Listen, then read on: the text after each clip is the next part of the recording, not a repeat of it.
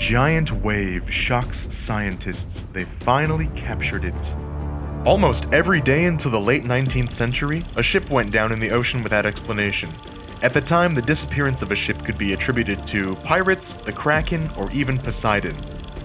In 2005, at least 2 ships a week were still crashing into the ocean, claiming the lives of many people. It's not clear what or who is to blame, but it does come down to this: waves. Specifically, killer waves.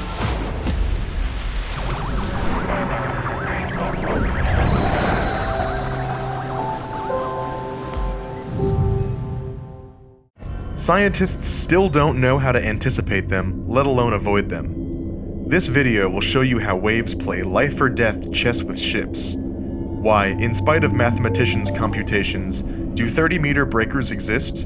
Above all, what is the killer wave's perfect crime formula? For a long time, killer waves were thought to be a fiction due to their unusual behavior. When regular waves are driven by the wind, their speed and height gradually rise.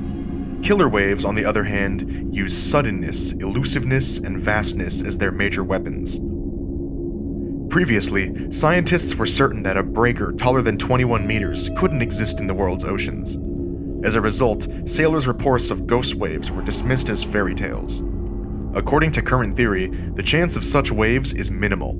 They may arise once every 10,000 years at most, although sailors' experiences and satellite measurements show that such waves are not as frequent. According to some sources, these rogue waves appear once every 2 days. Scientific doubt about the issue was once removed by the 1980 accident with the tanker SO Languedoc. The researchers had the first and nearly only recorded appearance of such a wave at the time. It was captured in a photograph taken by Philippe Lejour, a senior assistant to the captain of the tanker SO Languedoc. He captured a photo of the 30.5-meter high wave that appeared out of nowhere.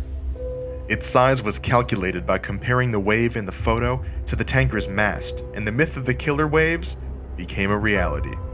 To get an idea of the impact force of such a wave, imagine a 9-story wheeled skyscraper coming at you at 120 kilometers per hour. You won't even have time to Instagram it. Scientists have no written confirmation of the killer wave's existence except these images, so the inquiry came to a halt once more. In 1995, the researchers were able to acquire a lead on the deadly wave. The Draupner oil platform was located in the North Sea between Scotland and Norway. Suddenly, a massive wave struck among the 10-meter waves with a wave crest height of more than 27 meters. On the platform, there were measuring tools for wave monitoring, and a laser wave recorder caught this indicator. That case sparked interest in the phenomena. The Draupner oil platform was hit by a solitary wave. Killer waves turned out to be a real criminal gang with distinct personalities. Scientists have identified numerous varieties of killer waves, each of which offers a lethal threat. But which is the most dangerous? A water wall, or a lone wave that appears unexpectedly even in a very calm seat, striking and disappearing quickly? It comes down from above and has the potential to flood the upper deck. All devices break through a cargo hold, which is often fatal for most ships. That's the kind of killer the Norwegian Dream encountered during its voyage. The wave smashed the ship's bow, and if it had hit a little more tangentially, the ship would have been overturned. The only thing scarier than a wave like that is 3 of them. 3 sisters are 3 successive waves, with the middle one being the tallest. They hit a ship at regular intervals, easily capsizing it and amplifying the force of each subsequent impact. That's exactly what happened to the Wheel Star, a big Norwegian tanker, and as you can see, the damage was massive. We are accustomed to believing that a wave is always above sea level, although this is not always the case. The following killer wave is the best example of this. This is called a hole in the sea. 2 waves of average height emerge first, followed by the formation of a deep trench between them. When a vessel's bow or stern enters such an area, the ship might become buried in the water column and sink instantaneously, and if the ship ends up on 2 adjacent crests at the same time, it'll crack it in 2. However, square waves are the most unusual type of killer waves.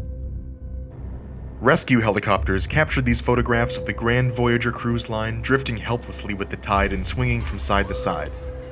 Square waves connect at right angles, generating a checkerboard pattern on the surface of the water. The waves grip a vessel like a vice from all four sides, creating a true seed trap with little prospect of escape. So, if death is the most probable outcome in encounters with these waves, can we at the very least forecast their occurrence? Because humanity has not yet worked out how to survive a 30-meter wave, the only way to avoid such a spontaneous killer is to just avoid it. However, the technology that may predict where and when such a wave will strike is still in the works. Max Wave, a European international initiative, was launched in 2000 to explore killer waves. It utilized a variety of techniques, including satellite-based ocean surface monitoring with the European Union's ERS-1 and ERS-2 radar satellites. Scientists discovered more than 10 huge solitary waves with heights of over 25 meters in the ocean in just 3 weeks after analyzing satellite imagery. Wave Atlas, a new project based on MaxWave, has been launched. The project's developers are working on compiling a global atlas of all recorded rogue wave events. Then, they conduct statistical analyses to establish the frequency of their appearance and where they are the most usually found. For example, in the Agulhas Current off Bermuda, Cape Horn, Newfoundland's Grand Banks, and the Greek coast. Ships can use Wave Atlas to discover the best and safest routes. One theory for the formation of the killer wave is that nearby waves amalgamated to form one larger wave. However, the scientific community is currently out of its depth in attempting to fully uncover the mystery of the killer waves, which means that the project's estimates cannot guarantee 100% accuracy.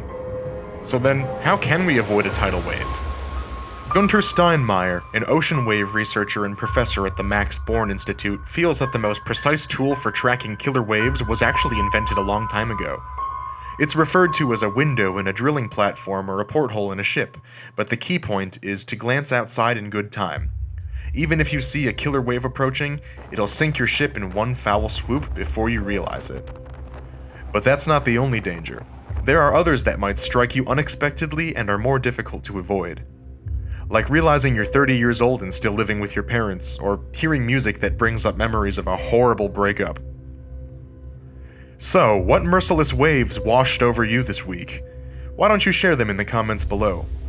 Thanks for watching, and we'll see you again next time on Quest, where we bring the cosmos to your screen.